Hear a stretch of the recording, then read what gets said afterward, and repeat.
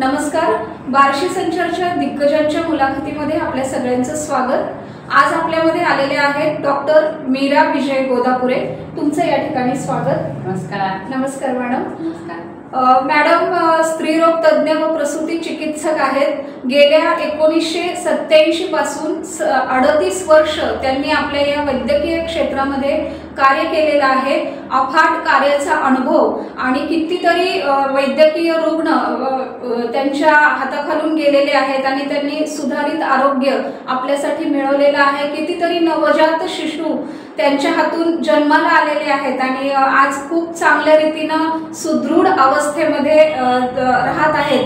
अशा अनुभव संपन्न आणि वैद्यकीय क्षेत्रामध्ये मोठं योगदान दिलेल्या डॉक्टर मीरा मॅडम आज आपल्यामध्ये आलेल्या आहेत आणि आपण त्यांच्याशी संवाद साधणार आहोत. त्यांचा या कार्यक्षेत्रामधला प्रवास आणि त्यांनी मिळवलेले पुरस्कार, त्यांना जे अनुभव आले त्या सगळ्यांची माहिती आपण घेणार आहोत, त्यांच्याशी संवाद साधणार आहोत. त्यापूर्वी आपण त्यांच्या कार्याचा आढावा या चित्रफितीमधून बघणार आहोत. पाहूया चित्रफित.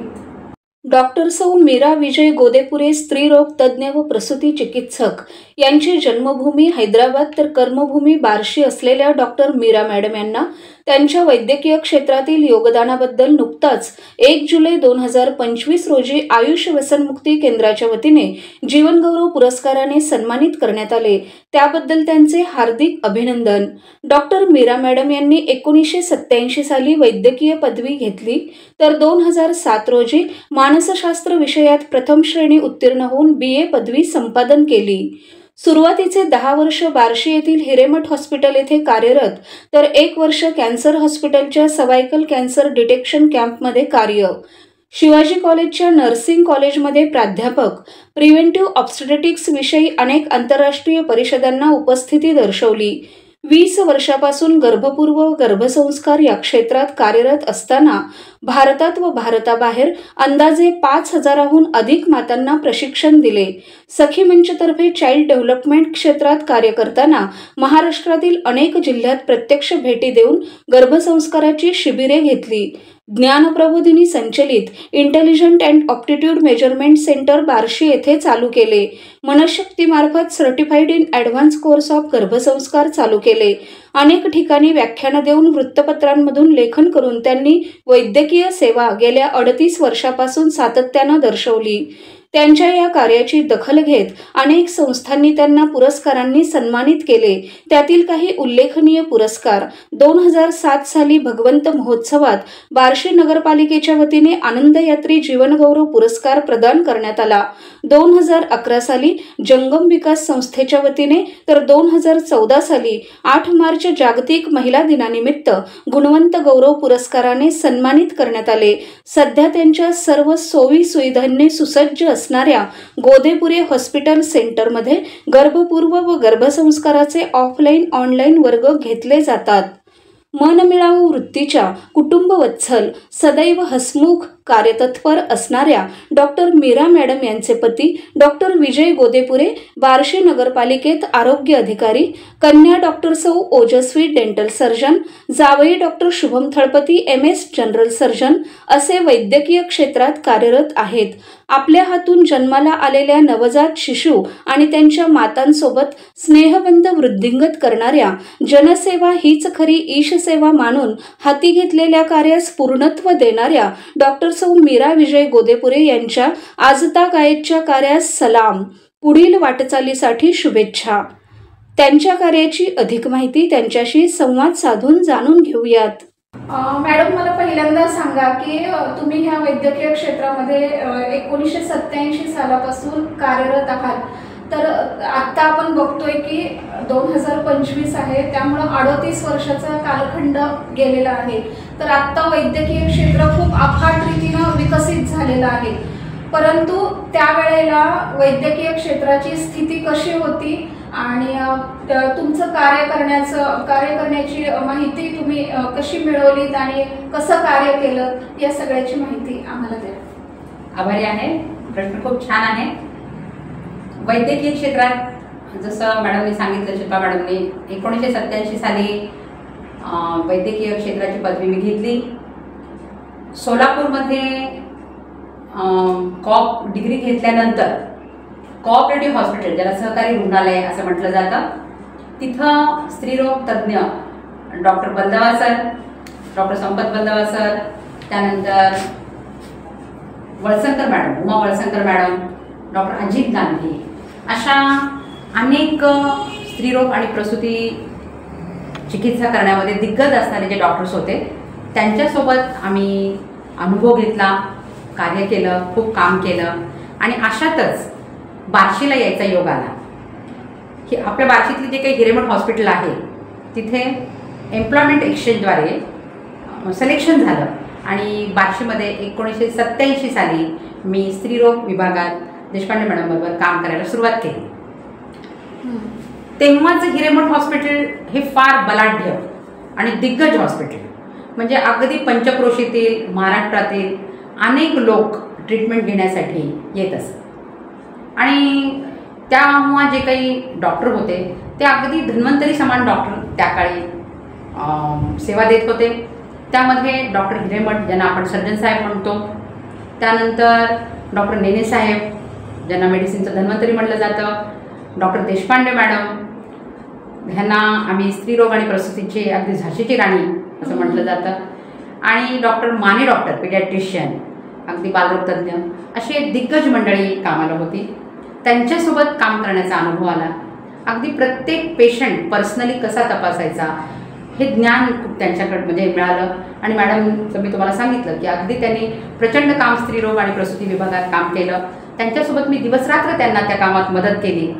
आणि जेवढ्या प्रसूती आणि आम्ही जेवढे पेशंट्स बघितले, जेवढे कॉम्प्लिकेशन्स हँडल केले, मला वाटत नाही की आता एवढं काम पुढे करायला मिळेल. तर हे आमचं फार अहोभाग्य आहे. अशी आमची कामाची सुरुवात झाली. अरे वा मॅडम, कामाची सुरुवात एवढी दांडगी, तर मग स्वरूप कसं असेल त्याबद्दल आम्हाला माहिती द्या. खूप छान प्रश्न आहे. कारण मला तुम्हाला सांगायला खूप आनंद होतो की तेव्हा आमची ऑब्स्टेटिकची ओपीडीच कमीत कमी 100 पेशंटची असायची. म्हणजे स्त्रीरोग आणि प्रसूती विभागाच्या ओपीडीमध्ये रोज कमीत कमी 100 पेशंट यायचे. मग तुम्ही विचार करा ॲडमिट किती होत असतील. आणि अत्यंत इमर्जन्सी अशा कंडिशन्समध्ये लोक यायचे. आणि कामाचं स्वरूप म्हणजे मग आम्हाला 24 तास काम करावं लागायचं. मला आठवत नाही की ह्या 20 वर्षात कधी आम्ही 4 तास सलग झोपले असो. त्यामुळे घर दार, बाकीच्या सगळ्या गोष्टी, विश्रांती, ह्या सगळ्या गोष्टी सोडून फक्त पेशंट आणि पेशंट सतत आमच्यामध्ये. आता कोण पेशंट ॲडमिट झाला आहे, त्याचं काय म्हणजे तो कसा आहे, त्याची कंडिशन कशी आहे, कोण गरीब आहे, कोण श्रीमंत आहे, कोणाला परवडणार आहे, कोणाची नॉर्मल डिलिव्हरी होईल, कोणाचं सीझर होईल, असा सतत विचार असायचा. आणि 24 तास फक्त पेशंट नीट करणे या विचाराशिवाय दुसरं कोणतंच कार्याचं स्वरूप आमच्या डोक्यामध्ये येत नव्हतं. किती छान मॅडम हे. आणि विशेष म्हणजे आम्हाला एक फार सुवर्ण संधी मिळाली की तेव्हा आपल्या बार्शीमध्ये कॅन्सर हॉस्पिटलवर एक प्रोजेक्ट होता, सर्वायकल कॅन्सर डिटेक्शन कॅम्प. आणि या कॅम्पमध्ये दर रविवारी याप्रमाणे आम्ही 1 वर्ष हा कॅम्प केला. असं आमचं वैद्यकीय क्षेत्रातील कामाचं सुरुवातीचं स्वरूप होतं. आणि ते 20 वर्ष राहिले. सतत 20 वर्ष म्हणजे असं काम करत होतात मॅडम. पण आता आपण बघतोय की खूप विज्ञानानं प्रगती केल्यामुळं हॉस्पिटलमध्ये खूप मोठ्या मशीन्स, सगळ्या सोयी सुविधा आहेत. परंतु त्यावेळेला तांत्रिक मशीन टेक्नॉलॉजी ही कशा पद्धतीची होती? तेव्हा ही जी काही मशिनरी आता ज्या विकसित आहेत, तेव्हा अल्ट्रासाऊंड त्या मानाने एवढं विकसित नव्हतं. सोनोग्राफी पेशंट विचारायचे की सोनोग्राफीने काही प्रॉब्लेम येतो का मॅडम, म्हणजे सोनोग्राफीचा काही साईड इफेक्ट आहे का, सोनोग्राफी कधी करावी, किती दिवसाला करावी, असे प्रश्न विचारले जायचे. आणि फार विकसित स्टेटमध्ये सोनोग्राफी नव्हती. आणि सगळ्यात चांगली मशीन म्हणजे आमच्या हाताची 2 बोटं, याद्वारेच डायग्नोसिस केलं जायचं. आणि आता जसं रक्त तपासणी, आता पेशंट सांगतात आम्हाला की मॅडम आमची रक्त तपासणी कधी करता, सोनोग्राफी कधी करता. आणि जर तेव्हा आम्ही पेशंटला सांगितलं की बाई तुझं ब्लड टेस्ट करावं लागेल, रक्त तपासावं लागेल, तर त्यांना असं वाटायचं मॅडमला काही येतं की नाही. म्हणजे क्लिनिकली पेशंट बघून डायग्नोज करण्याचे ते दिवस होते. इन्व्हेस्टिगेशन्स, मशिनरीज अशा गोष्टी विकसित नव्हत्या. अशा काळात आमच्या प्रॅक्टिसची सुरुवात झाली. किती छान मॅडम. आपण म्हणतो ना हाडाचे डॉक्टर असावेत, तसं तुम्ही बोटांच्या आधारे म्हणतात तसं तपासणी करून पेशंट तपासलेले आहेत. पण मॅडम पेशंट कशा प्रकारचे यायचे आणि त्यांची तपासणी तुम्ही कशा पद्धतीनं हँडल कसे करत होतात म्हणजे पेशंट त्यावेळेची? हां, आता कसं आहे, अगदी प्रेग्नेन्सी राहिली की लोक दवाखान्यात येतात, रजिस्टर करतात, नाव नोंदवतात, कोणत्या हॉस्पिटलमध्ये डिलिव्हरी केली पाहिजे हे ठरवतात. त्यामुळे डॉक्टरलाही सोपं होतं आणि पेशंटलाही सोपं होतं. पण पूर्वी तसं नसायचं. म्हणजे मी तुम्हाला जसं म्हटलं की पूर्वी 3 महिने पूर्ण झाल्याशिवाय दवाखान्यात जायचं असतं हा विचारच मान्य नव्हता. जसं मी तुम्हाला म्हटलं की सोनोग्राफी तपासण्या ही तर लांबची गोष्ट आहे, परंतु 3 महिने होईपर्यंत दवाखान्यात लोक येतच नसत आणि काही लोक जे येत असत तर ते 3 महिने पूर्ण झाल्यावर येत असत. म्हणजे प्रत्येक आमच्याकडे डिलिव्हरी येणारा पेशंट हा अँटीनेटल चेकअप केलेलाच असेल असं नसेल. अगदी काहीच टक्के लोक अँटीनेटल रेग्युलर चेकअपला येत. मग त्यामुळे आलेला पेशंट लोकांना भीती होती की हॉस्पिटलमध्ये गेलं की सिझर होतं का, सिझरची फार भीती त्या काळात होती. त्यामुळं होम डिलिव्हरीचं प्रमाण त्या काळी जास्त होतं. तर त्यामुळे आलेला पेशंट नॉर्मल डिलिव्हरी बऱ्याच आम्ही कंडक्ट केल्या. त्यानंतर ट्विन म्हणजे जुळं म्हणतो आपण त्याला, जुळ्या पण डिलिव्हरी भरपूर नॉर्मल झाल्या. माझ्याकडे ते एक विशेष पेशंट आहे हिरेमठला असताना, त्या पेशंटचं नावही आज मला लक्षात आहे, सुशीलाबाई कात्रे.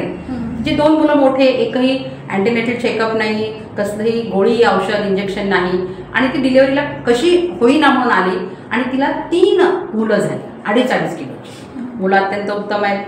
आमच्या शास्त्रात सांगितलं जातं की कमरेकडनं बाळ असेल तर डिलिव्हरी नॉर्मल होणं अवघड आहे, पण तशीही उदाहरणं आमच्याकडे घडली. कमरेकडनं नॉर्मल डिलिव्हरीज झाल्या. त्यानंतर पूर्वी ॲडमिटचं जे काही विचार होता तो हॉस्पिटलमध्ये येण्याचा, ॲडमिट होण्याचा हा विचार नव्हता. घरीच डिलिव्हरी केली जायची. तर त्यामुळे कॉम्प्लिकेशन्स खूप होते आणि म्हणजे घरी खूप प्रयत्न केल्याने बऱ्याच वेळा ब्लिडिंग जास्त होणं, त्यानंतर प्लासेंटा जागेपासून निसटणं किंवा ज्याला आम्ही बर्स्ट युट्रस म्हणतो, म्हणजे खूप प्रयत्न करून जर म्हणजे योनिमार्गातून सहजरित्या बाळ बाहेर न येता गर्भशयीची पिशवी फाडून बाहेर आलं त्याला आम्ही बर्स्ट युट्रस म्हणतो. अशी कॉम्प्लिकेशन्स भरपूर निर्माण झाली आणि माल न्यूट्रिशन हा प्रॉब्लेम तर होताच आणि त्यामुळे ॲनिमिया, रक्त कमी असणे, जॉन्डिस, प्रेग्नेन्सीमध्ये BP वाढला तरी लक्षात नाही येणं, त्यामुळं प्रेग्नेन्सी कॉम्प्लिकेशन ज्याला आम्ही इक्लाम्शिया म्हणतो, टॉक्सिमिया, इक्लाम्शिया म्हणजे झटके येणे, BPमुळे झटके येणे, टॉक्सिमिया, असे अनेक पेशंट्स यायचे. त्यामुळे त्या काळी तसं आपल्याकडं म्हटलं जातं की प्रसूती ही मातेचा दुसरा जन्मच असतो आणि ते का हे जास्त त्या काळात पाहायला मिळालं. आता जे विकसित झालेलं आहे त्याचं प्रमाण खूप कमी झालेलं आहे, पण असे कॉम्प्लिकेशन्स आम्ही खूप पाहिली, खूप हँडल केली. पण समाधान एकच आहे की अशा पेशंटची सेवा करायची आणि त्यांना त्यातून बरं करून जीवदान देण्याचा जे काही निसर्गाने आम्हाला दिलेली संधी आहे तर त्याचं मात्र आम्ही सोनं केलं. किती छान मॅडम. खरंच, कारण म्हणतातच ना बाळंत, बाळ होणं हा स्त्रीचा अंत आणि पुनर्जन्म असतो. आणि तुमच्याकडे असं भरपूर पेशंटचा ओघ होता असं तुमच्या बोलण्यावरून लक्षात येतच. आणि आपण आता बघतोय की हिरेमठ हॉस्पिटलमध्ये तुम्ही त्यावेळेला कार्यरत होतात, परंतु सध्या आपण बघतोय की 2 मजली तुमचं खूप छान सुसज्ज आणि सगळ्या सोयी सुविधांनी युक्त असं सध्या हॉस्पिटल आहे. तर त्याची उभारणी करणं गरज वाटली, कसं गरजेतून निर्मिती झाली की तुमचं एक स्वप्न होतं हॉस्पिटल काढायचं, काय ह्या बाबतीत काय सांगाल? खूप छान प्रश्न आहे. ॲक्च्युली स्वतःचं हॉस्पिटल असावं असं पूर्वीच्या डॉक्टर लोकांना वाटत होतं, पण जेव्हा आम्ही हिरेमठ हॉस्पिटलमध्ये सेवा दिली आणि पर्सनल लेवलवर, म्हणजे मला आठवते की मी प्रत्येक पेशंट अटेंड करायचे. म्हणजे त्या काळी तुम्हाला जर सांगितलं तर हजारो प्रसूती या हाताने कंडक्ट केलेल्या आहेत, हजारो. म्हणजे खूप लोकांची जवळीक निर्माण झाली, खूप आपुलकी, खूप प्रेम निर्माण झालं, अगदी कौटुंबिक जिव्हाळा निर्माण झाला. आणि मी तुम्हाला सांगितलं की पूर्वी देखील असं आम्ही घरी जाऊन जेवतोय तो पण पेशंट यायचा. बऱ्याच वेळी आम्ही 10 वर्ष तर आम्ही तिथंच राहिलो, परंतु जेव्हा माझं स्वतःचं घर मी बांधायला लागले तेव्हा पेशंट असे आम्ही घरी पोहोचेपर्यंत यायचे आणि म्हणायचे मॅडम तुम्ही आम्हाला इथंच ॲडमिट करा.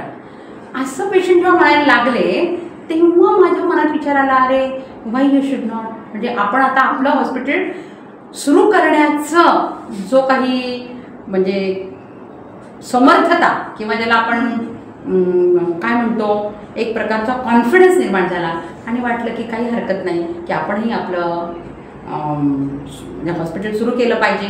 कारण एवढा 10 वर्षाचा अनुभव आणि एवढं काम केलं होतं आणि तो कॉन्फिडन्स आम्हाला आमचं सुसज्ज हॉस्पिटल निर्माण करण्यासाठी सुभाषनगर येथे 30,000ची लोकवस्ती आहे त्या काळी तिथं आम्ही 30 बेडेड हॉस्पिटल सुरू केलं. आणि कसं असतं की प्रसूतीचा जेव्हा पेशंट येतो तेव्हा ऐनवेळी पेशंटला बाहेर पाठवता येत नसतं. म्हणजे समजा तुम्ही डिलिव्हरीसाठी आला आणि तो डिलिव्हरी होणार नाही असं म्हटलं किंवा होणार नाही, काही कॉम्प्लिकेशन आहे, कारण प्रत्येक डिलिव्हरी ऐनवेळी कळते की ती नॉर्मल होईल का सिझर होईल, असं बऱ्याच वेळा असतं. कारण पहिली नॉर्मल झाली दुसरी नॉर्मल होईलच असं नाही, दुसरी नॉर्मल झाली तर तिसरी नॉर्मल होईलच नाही. मग ऐनवेळी पेशंट पाठवायचा तर कुठं हा प्रश्न होता. तर त्यामुळे आम्ही MTP आणि ट्युबेक्टॉमी रिकग्नाइज सेंटरसहित अत्यंत सुसज्ज असं हॉस्पिटल तयार केलं. आणि एक झालं जेव्हा स्वतःचं हॉस्पिटल सुरू झालं, रिस्पॉन्सिबिलिटी वाढली, कामाचा टाईम वाढला, अगदी बरेच सिनियर डॉक्टर्स मदतीला येत असत, खूप छान मदत होत असे. परंतु अगदी ॲडमिटपासून डिस्चार्ज होईपर्यंत आणि पेशंट अगदी लेकरासहित उत्तमरित्या त्याच्या घरी जाईपर्यंत खूप जबाबदारी असे आणि खूप कष्ट घेऊन ते 20 वर्ष हे 10 आणि हे 10 अशा ऑब्स्टेटिक्सचे म्हणजे 1997 साली माझं इंडोर सुरू झालं आणि 2007पर्यंत माझं इंडोर चालू होतं. ही 20 वर्ष खूप कष्टाची पण समाधानाची. किती छान. स्वतःच्या हॉस्पिटलमध्ये असं कार्यरत राहणं ही जबाबदारीच असते ना मॅडम? अगं फार मोठी जबाबदारी आहे ही. आता तुला सांगते की पूर्वी आम्ही म्हणजे पैसा मिळवणं हा उद्देशच नव्हता. ओके, म्हणजे पैसे मिळवण्याची काही जबाबदारीच नव्हती आम्हाला, फक्त पेशंट नीट करणं ही एक फार मोठी जबाबदारी होती. मग तुला आता सांगून आश्चर्य वाटेल की नॉर्मल डिलिव्हरी फार झालं तर त्याचे चार्जेस 500 रुपये आणि बरेच पेशंट घरी गेल्यानंतर त्यांचे पती किंवा आई वडील येऊन बिल भरायचे, आम्ही पेशंटला डिस्चार्ज द्यायचो. आणि सीझरचा रेट फार झालं तर 2-2.5 हजार, मॅक्झिमम 3,000. म्हणजे पैसा कमवणं याशिवाय पेशंटची सेवा करणं ही फार मोठी जबाबदारी होती, कारण तेव्हा त्याची सामाजिक गरज होती. आता ह्याचं एक तुला जबाबदारीचं एक मजेशीर उदाहरण सांगते की अगदी एखादी म्हातारी कोतारी यायची आणि आपल्या नातीला मुलीला कोण सुनेला आणून मॅडम तुम्हाला जे पाहिजे डिलिव्हरी करा, आम्ही झोपायची, आम्ही आमची डिलिव्हरी करायचो, तिला सांगायचो खुश, म्हणजे काही सही कोण करणार नाही काही नाही, आणि ती पेशंटच अंगठा करायची. आता ह्यात आणखीन जर पुरुष सोबत आला तर एक जोडपं जेव्हा प्रसूतीसाठी आपल्या पत्नीला घेऊन आला, एक म्हणजे नवरा आपल्या पत्नीला घेऊन आला, ती बिन तपासलेली पेशंट होती, म्हणजे 9 महिने तपासलेली नव्हती. आणि त्याने सांगितलं मॅडम घरी प्रयत्न केला, खूप बघा होती की नाही. आणि जेव्हा आम्ही तिला बघितलं तेव्हा म्हटलं ठीक आहे प्रयत्न करतो बघू. अक्षरशः त्यांनी पेशंट ॲडमिट केला आणि मस्तपैकी झोपला. मी पेशंट तपासून त्याला सांगू तेपर्यंत तो गोरत होता. साहजिक काही खेड्यातून येणं अवघड होतं त्या काळात. आम्ही प्रयत्न केला पण ती नॉर्मल डिलिव्हरी होण्यासारखी नव्हती. एक बॉटल रक्त लागणार होतं ते आम्ही मागून घेतलं आणि सिझर केलं. सिझरपर्यंत पण हा माणूस मस्त झोपलेलाच. आणि मग पहाटे आमच्या स्टाफने त्याला उठून सांगितलं अरे बाबा तुझ्या बायकोचं सिझर झालं. तर म्हणलं मॅडमवर आमचा इतका विश्वास आहे जे काही केलं ते योग्यच करणार. आणि ही इतकी ते म्हणजे बिनधास्त असत. मग हे पेशंट आपल्यावर विश्वास दाखवतात की किती मोठी जबाबदारी ही आम्ही फार उत्तमरित्या पार पाडली. ह्याला खूप मोठं हे म्हणजे तुम्ही एवढ्या पेलत ते. पण मॅडम अशी जबाबदारी म्हणता म्हणता आता एवढं कार्य करतं म्हटल्यावर काही मजेशीर अनुभव पण असणारच. अनुभव आलेला असणार. हो अगदी खूप मजेशीर अनुभव. म्हणजे मी जसं म्हटलं की त्या काळात फार वैचारिक जागृती असं या क्षेत्रात नव्हती. आणि माझ्याकडे हा जो मजेशीर अनुभव आहे तो आता तेव्हा फार तसा सिरियस होता, आता ऐकायला मजा वाटते. एक असं जोडपं झालं, नवीन लग्न झालं होतं, जस्ट काहीतरी किरकोळ तक्रार होती, ती आम्ही नीट केली आणि पेशंट बरा झाला. नंतर 1 वर्ष झाले पेशंट काही आमच्याकडे परत तो आला नाही. आणि 1 वर्षांनी ते नवरा बायको आणि त्यांच्यासोबत एक मुलगी तिसरी घेऊन आली. मग मी तिला म्हटलं की बाई ह्या दोघांना तुम्ही ओळखत होते, ही कोण आहे? तर ती म्हणली मॅडम माझी बहीण आहे. म्हटली म्हणलं का आणलं? तर म्हणली मॅडम माझं लग्न होऊन 1 वर्ष झालं तुम्हाला माहिती आहे, पण आम्हाला मुलबाळच झालं नाही अजून, म्हणून मी माझ्या बहिणीचं लग्न माझ्या नवऱ्याबरोबर केलं. मी तर डोक्याला हातच लावला. मी म्हटलं अगं ह्या सगळ्या तपासण्या करून ठरवायचं असतं की कोणामध्ये दोष आहे, असं लग्न करून मोकळं व्हायचं नसतं. मग आता हा अनुभव मजेशीर आहे की नाही? त्या काळी फार अत्यंत म्हणजे म्हणजे ऐकून आता आपलं डोकं सुन्न करून टाकतं. म्हणजे असे इतके मजेशीर म्हणजे लोकांमध्ये इतके समज इतके गैरसमज होते की पूर्वी कारण कसं लग्न झालं की एका वर्षात पाळणा हल्लाच पाहिजे. पण मॅडम अशी जर लोकांची मानसिकता असेल आणि एवढ्या सहजतेने लोकांच्या जीवनामध्ये घडामोडी होत असतील आणि हे रिस्क आहे आयुष्याशी, आरोग्याशी, मानसिकतेशी, तर मग तुम्ही तेव्हा जागृती कशी घडवून आणलीत की किंवा सामाजिक कार्यामध्ये काही प्रयत्न केलेत का? खूप अगदी कसं की अगदी जागृती म्हणजे घडवून आणण्याचेच ते दिवस होते. म्हणजे लोकांमध्ये ह्या गोष्टी जसं मी तुला म्हटलं की आमच्या वैद्यकीय शास्त्र देखील सांगतं की पती पत्नी 2 वर्ष जोपर्यंत एकत्र राहत नाही आणि तोपर्यंत जर मूल नाही झालं तरच that is infertility or stability आणि मगच त्यांनी डॉक्टरकडे दवाखान्यात तपासायला जावं. परंतु त्या काळी जसं मी तुला सांगितलं की 1 वर्षामध्ये लोक असे विचार करायचे. त्यानंतर आणखीन फार म्हणजे गैरसमज होते समाजामध्ये. पहिला जो गैरसमज होता तो म्हणजे मुलगा मुलगी, म्हणजे मुलगी झाली तर ती पूर्ण जबाबदारी स्त्रीची आहे आणि मुली जर झाल्या तर मुलासाठी दुसरं लग्न, तिसरं लग्न असे देखील गोष्टी घडून आल्या. आपल्याकडे नात्यात लग्नाची प्रथा तर माहितीच आहे. अगदी जर घरामध्ये मामा किंवा तत्सम काही नातं असेल तर मुलींना बाहेर दिलं जात नाही आणि त्यामुळे होणाऱ्या म्हणजे कंजनायटल अनॉमलीजचं प्रमाण वाढतं. कंजनायटल मॅरेजेस करू नये असं आमच्या शास्त्रामध्ये सांगितलेलं आहे. नात्यात लग्न करणं, लवकर लग्न करणं, मुलगा मुलगी भेद, जेंडर डिस्क्रिमिनेशन म्हणतो आपण त्याला, अशा अनंत अडचणी होत्या. मुलगी शहाणी झाली की लग्न करायचं, तिचं न्यूट्रिशनल, तिचं शरीर, तिचं मन तयार आहे का हा विचार केला जात नसेल आणि त्यामुळे खूप सारी जागृती करून आज जे आपल्याला हे सुख दिसतं आहे किंवा आज जी आपल्याला ही जागृती समाजामध्ये दिसते आहे त्यासाठी त्या काळात फार मोठे कष्ट घेऊन लोकांना जागरूक करावं लागलं. पण आज खूप चांगलं वाटतंय की लोक जागरूक आहेत, मुलींना शिकवत आहेत आणि मुलींचं आयुष्य आता खूप सुखकारक झालेलं आहे. हो, अगदी बरोबर. म्हणजे आता सगळी हळूहळू जागृतीच्या पथावर सगळे आहेत, ग्रामीण भाग असो किंवा शहरी भाग असो. अगदी बरोबर. मॅडम तुम्ही आत्ता हे जे सांगताय तर मग आत्ताचा काळ बघितला तर म्हणजे लोकांच्या वैचारिकतेमध्ये काय बदल झालेला तुम्हाला आढळतं आणि या क्षेत्रामध्ये काय बदल झाला असं तुम्हाला आढळतं? पूर्वी सांगितल्याप्रमाणे हे क्षेत्र डॉक्टरच्या लेवलला विकसित होतं पण पेशंटच्या ॲक्सेप्टन्स लेवलला विकसित नव्हतं. म्हणजे सीझर करणारे डॉक्टर तेव्हाही होते, आताही आहेत, पण सीझर मान्य करण्याची प्रवृत्ती तेव्हा नव्हती. म्हणजे इझिली कोणी तयारच होत नव्हतं आणि त्यामुळे समजा सीझर करण्याची वेळ आली की लवकर मान्यता मिळत नव्हती आणि हो म्हणेपर्यंत जे काही बाळाला जे काही स्ट्रेस किंवा आम्ही इंट्रायुट्राइन डिस्ट्रेस म्हणतो, बाळाचे ठोके कमी जास्त होणे, बाळ दमणे, अशा काही कॉम्प्लिकेशन्स नंतर खूप प्रयत्न करून सीझर केलं जायचं आणि मग त्या बाळामध्ये तो प्रॉब्लेम दिसून यायचा. मग ते त्यांच्या लवकर म्हणजे हो म्हणले नाहीत त्यामुळे झालंय हे ॲक्सेप्ट तेव्हा लोक करत नसतात. म्हणजे त्यांना भीती वाटत होती का? भीती वाटत हो अगदी खूप. म्हणजे सीझर झालं तर दुसरं सीझरच होईल, मला उठता येईल का, बसता येईल का, शेकडी घेता येईल का, पुढची प्रेग्नन्सी राहिलं तर कंबर दुखेल का, असे खूप खूप खूप तुम्हाला म्हणजे आपल्या समाजामध्ये असे अनेक विचार आहेत आणि त्यामुळे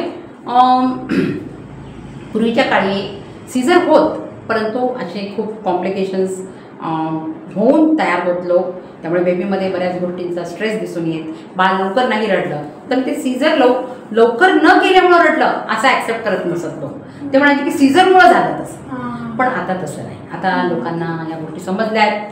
आता खूप निष्णात डॉक्टर या क्षेत्रामध्ये आलेले आहेत आणि ट्रीटमेंटच्या म्हणजे जे काही इन्व्हेस्टिगेशन्स, ॲडव्हान्स मशिनरी याची उपलब्धता खूप झालेली आहे. आपल्याकडे एक म्हण आहे की पुढच्याला ठेच आणि मागचा शहाणा. अगदी तसंच झालेलं आहे. आणि पूर्वी कसं की आपल्या आजीला, बहिणीला आपल्याला म्हणजे भरपूर लेकरं होत असत, 5-5, 6-6 आपण बघतो आपल्याला, मावशी 6, काका 6. पण आता शिक्षण वाढल्यामुळे 1 किंवा 2 असं असल्या कारणाने ते बाळ कसं उत्तम होईल हा विचार प्रत्येकामध्ये आहे आणि तसा विकास, तसं जे काही तंत्र विकसित झालेले आहेत, मशिनरी विकसित झालेले आहेत, अगदी प्रेग्नेन्सी राहिले की लोक येतात आणि खूप उत्तमरित्या ट्रीटमेंट म्हणजे मिळते आणि खूप उत्तमरित्या ते बाळाला जन्म देतात. त्यामुळे खूप सकारात्मक बदल या क्षेत्रामध्ये झालेला आहे. किती छान मॅडम, आपल्याला मगाशीपासून खूप चांगली माहिती देत आहेत. कारण बाळाला जन्म देणं हे स्त्रियांना दिलेली दैवी शक्ती आहे, परंतु त्या शक्तीला जागृत करणं हे वैद्यांचं काम असतं. त्यामुळे असे एक यशस्वी वैद्य आणि जे पारंगत असणारे डॉक्टर्स वैद्य आपल्यामध्ये सहभागी असणं ही खूप मोठी गोष्ट आहे. आपण त्यांच्याशी संवाद साधतोय आणि खूप चांगल्या गोष्टी जाणून घेतोय. पण मॅडम, ह्या सगळ्या गोष्टी ज्या तुम्ही आतापर्यंत सांगत आलात की वैचारिक जागृती घडवून आणली, हॉस्पिटलमध्ये सगळ्या सोयी सुविधा उपलब्ध केल्या आणि सीझरच्या बाबतीत पण आता आपण जे बोललो की मान्यता लवकर मिळत नव्हती, त्यामुळे बाळावर त्याचा विपरीत परिणाम होत होता, परंतु आता जागृती घडत आहे. तर तुमच्या दृष्टीनं स्त्रियांमध्ये काय बदल झाला असं तुम्हाला आत्ता जाणवतं आज घडीला? आता पूर्वी शिक्षणाला महत्त्व होतं. पूर्वीही शिक्षण दिलं जायचं मुलींना आणि आताही दिलं जातं. पण पूर्वीच्या शिक्षणामध्ये आणि आताच्या शिक्षणामध्ये थोडासा कौटुंबिक बदल आहे. म्हणजे पूर्वी जेव्हा म्हणजे मुलीला शिकायचं तेव्हा घरातनं परवानगी मिळायची, परंतु तिला सांगितलं जायचं की तू शिकतेस, काही हरकत नाही, आमचा पूर्ण तुला सहभाग आहे, परंतु तू जी काही शिकते आहेस त्या पदवीच्या शेवटच्या वर्षाला किंवा ती पदवी झाल्या झाल्या तुला लग्न करावे लागेल. म्हणजे कौटुंबिक व्यवस्था ही अत्यंत त्या काळी म्हणजे बॅलन्स्ड होती आणि त्या मुलीची पण तयारी असायची की नाही मला शिकून लग्न करायचं आहे आणि त्यामुळे योग्य वेळी लग्न व्हायची. आणि योग्य वेळी लग्न झाल्या कारणाने लेट प्रेग्नन्सी कॉम्प्लिकेशन्स, एल्डरली प्रायमेपॅरा किंवा एल्डरली म्हणजे वय 30च्या पुढं जर प्रेग्नन्सी गेली तर कॉम्प्लिकेशन्स बरेच आढळून येऊ शकतात. तर हे कॉम्प्लिकेशन्स त्या काळी कमी होते आणि त्यामुळे मुली जरी सुशिक्षित असल्या आणि डिग्री घेत असल्या तरी कौटुंबाची जबाबदारी ते फार लवकर पेलायच्या. तर हा बदल मात्र पूर्वी होता. आता थोडासा वैचारिक बदल झालेला आहे आणि आता जसं हम दो हमारे दो, हम दो हमारा एक असं सुरू झालेलं आहे. त्यामुळे लग्न जरी वेळेवर झालं तरी मुलाची जबाबदारी घ्यायला म्हणजे प्रत्येक जोडपं लवकर तयार होईलच असं नाही. तर त्यांनी हा विचार करावा असं मला वाटतं.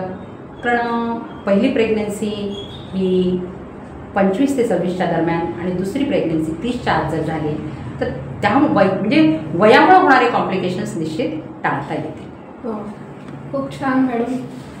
मॅडम, आपण मगाशीपासून खूप चांगली माहिती घेतोय आणि आता मुलाखतीच्या शेवटाला चाललेलो आहोत.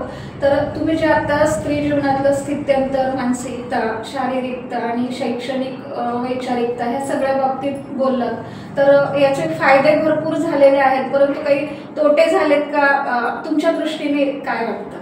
खूप छान प्रश्न आहे. कोणतीही नवीन गोष्ट आली की प्रत्येक गोष्टीचे फायदे आणि तोटे असतात. तसं मुलींच्या दृष्टीने खूप फायदे झाले. म्हणजे जेव्हा मुली शिकल्या, बाहेर पडल्या, स्वतःच्या पायावर उभं राहायला लागल्या आणि आर्थिकदृष्ट्या सक्षम झाल्या, तेव्हा मुलीच्या प्रत्येक मताला मान मिळायला लागला.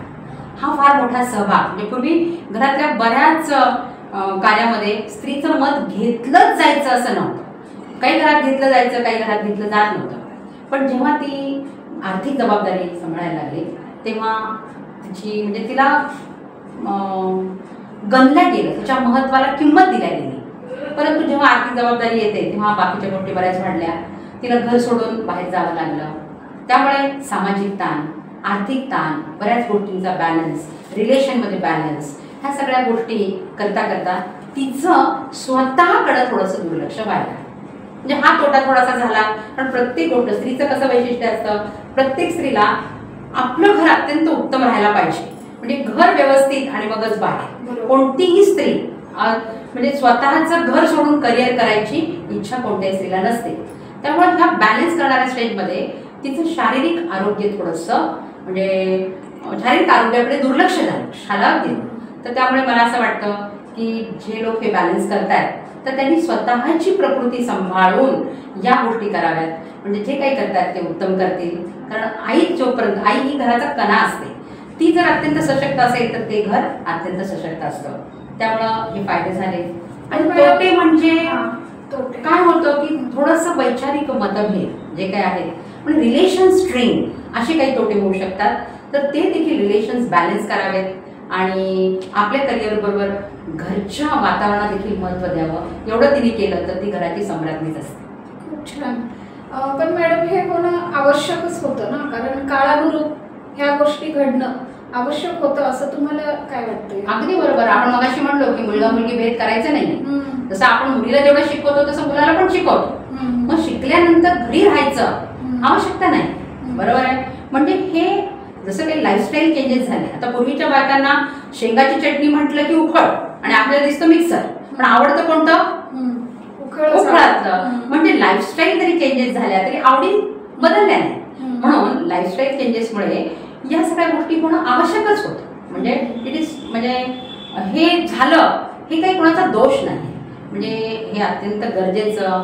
जीवनशैली बदलल्यामुळं, कौटुंबिक वैचारिक लोकसंख्या कमी झाल्याने आणि गरजा वाढल्याने आपली जी काही लाईफचा जो काही पूर्वीची जी काही आपली लेवल होती, बऱ्याच वेळा प्रत्येकाची लाईफची जी लेवल आहे ती आता विकसित झालेली आहे. मग ती आर्थिक असेल, शैक्षणिक असेल, आणि त्यामुळं स्त्रियांनी घराला हातभार लावावा हे अत्यंत साहजिक आहे किंवा हे होणं अत्यंत योग्यच आहे.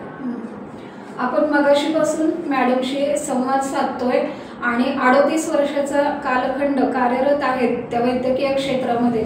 त्यामुळं असं जाणवतं की त्यांना कारण विचारावं की तुम्ही कसं काय आलात, हाच प्रश्न जर केला तर करिअर करायचं ह्यापेक्षा एक सेवाभावी वृत्ती जास्त त्यांच्यामध्ये असेल असं जाणवतं. त्यामुळं मॅडमकडे ज्ञानाचं भरपूर भांडार आहे आणि त्यांच्यातून असंच ज्ञान आपण घेत राहूयात आणि पुढचं तुम्हाला असंच म्हणजे विचारावं असं वाटतं की या क्षेत्रामध्ये जे आत्ताच मी बोलले, पण तुम्ही कसं काय येण्याचं कारण काय आणि पुढं काय तुम्ही त्यामध्ये प्रगती अजून म्हणजे गर्भसंस्कार क्षेत्रात. हां. आणि त्यानंतर मी जसं तुम्हाला म्हणाले की म्हणजे हा बॅलन्स मी माझ्या आयुष्यात केला. 1987 पासून 2007 पर्यंत मी पूर्ण ऑस्ट्रेलिक करिअर, इंडोर, अगदी सगळं ॲडमिट पेशंट जसं म्हणले की खूप कार्यरत होते. पण जेव्हा म्हणजे माझ्या लक्षात आलं की आता माझ्या बाळाला माझी गरज आहे आणि माझ्या घराला माझी गरज आहे, अशा वेळी मी जसं आता सांगितलं सगळ्यांना की हा बॅलन्स उत्तम सांभाळला गेला पाहिजे, तेव्हा माझ्या लक्षात आलं की आपण सतत करिअर करत गेलो तर कळत न कळत माझे म्हणजे मला एक मुलगी आहे, ती आता डेंटल सर्जन आहे, डॉक्टर आहे, तिचं लग्न झालं आहे. पण 2007 साली ती लहान होती आणि तिला म्हणजे जेव्हा मला लक्षात यायचं की तिला माझी गरज आहे, तर त्यावेळी मी इंडोर बंद करून ओपीडी सुरू केली. आणि माझ्या असं लक्षात आलं की आपण इतक्या वर्षाचा अनुभव या क्षेत्रात काम केला आहे, मग ह्या जे काही मेंटली फिजिकली ज्या मुली स्ट्रेसमध्ये आहेत, तर ह्या स्ट्रेसमधून त्यांना बाहेर काढण्यासाठी आणि 100% अत्यंत यशस्वी होण्यासाठी गर्भपूर्व संस्कार आणि गर्भसंस्कार हे 2005 सालापासून मी सुरू केले. मी जेव्हा ते वर्ग सुरू केले तेव्हा सखी मंचतर्फे मी बार्शी, अकलूज, सोलापूर, लातूर अशा अनेक ठिकाणी जाऊन प्रत्यक्ष वर्ग घ्यायचे. आणि आत्ता कोरोनाच्या काळापासून ऑनलाईन ऑफलाईन हे वर्ग भारतात परदेशात ह्या मुली वर्गाला जॉईन होतात. दर शनिवारी रविवारी आपल्याकडे वर्ग चालतात आणि बऱ्याच मुली स्ट्रेसमधून बाहेर पडल्या. अत्यंत 9 महिन्याचा कालावधी उत्तम रीतीने घालून आपल्या बाळाला जन्म दिलेला आहे आणि आता आमची गर्भसंस्काराची मुलं 20 वर्षाची आहेत. अरे खूप छान. आपण मॅडमशी आत्ताच बोलण्यातून ऐकलं की गर्भसंस्कार विषयामध्ये म्हणजे आपण म्हणतो ना की जेव्हा बाळ सुप्तावस्थेमध्ये आईच्या पोटामध्ये वाढ होत असते तेव्हा आपल्या पूर्वीच्या काळी कुटुंब संस्था खूप व्यापक स्वरूपात होती, कारण 2-3 पिढ्या एकत्र राहत होत्या. त्यामुळं आजी पणजी यांच्याकडून सुरक्षितता सगळे संस्कार नवीन मुलीवर घडवले जात होते. परंतु ते आता काळानुरूप विस्कटित होत आहे, दुर्मिळ होत आहे आणि खूप हरवत चाललेला आहे असं आपण म्हणू शकतो. आणि त्यामुळं गर्भसंस्कार हा जो आपल्या भारतीय संस्कृतीमधला एक खूप संस्कार आहेत, परंतु त्यातला गर्भसंस्कार हा एक नवजात शिशूवर गर्भावस्थेतच होणारा संस्कार आहे आणि त्यामुळं तो नव्या पिढीला कळणं ही सुद्धा एक काळाची गरज आहे. आणि त्याच्याबद्दल इत्यंभूत माहिती आपल्याला घ्यायला सगळ्यांना नक्कीच आवडेल. आणि आपल्या बार्शी शहरामध्ये गर्भसंस्काराची संकल्पना मॅडमनीच पहिल्यांदा आणलेली आहे, त्यामुळे तुम्ही तयार आहात का, म्हणजे त्यावर आपला पुढचा व्हिडिओ आपण बनवू शकू, त्या बाबतीत तुमचं काय मत आहे? मी तुम्हाला आता सांगितलं की 3 जनरेशनच्या डॉक्टर बरोबर मी काम केलं. पूर्वीचे डॉक्टर, त्यांचा मधला कालावधी आणि आताची येणारी मुलं. मी बघते की त्यांची किती धावपळ होते, त्यांचं प्रत्येकजण आनंदासाठीच हे सगळं करत असतो. मग हे आनंदी होण्यासाठी आणि उत्तम निर्मिती होण्यासाठी हा जो गर्भसंस्कार आहे तो कधी करावा, का केला पाहिजे, यामागचं विज्ञान काय, याबद्दल निश्चितच आपण पुढच्या सत्रामध्ये बोलूया. नक्की बोलूया. आणि मॅडम तुम्ही आता इथे आलात, खूप छान संवाद साधलात, त्याबद्दल धन्यवाद. व्हिडिओ कसा वाटला नक्की कळवा. पुन्हा भेटूयात पुढच्या व्हिडिओमध्ये. तोपर्यंत धन्यवाद. थँक्यू.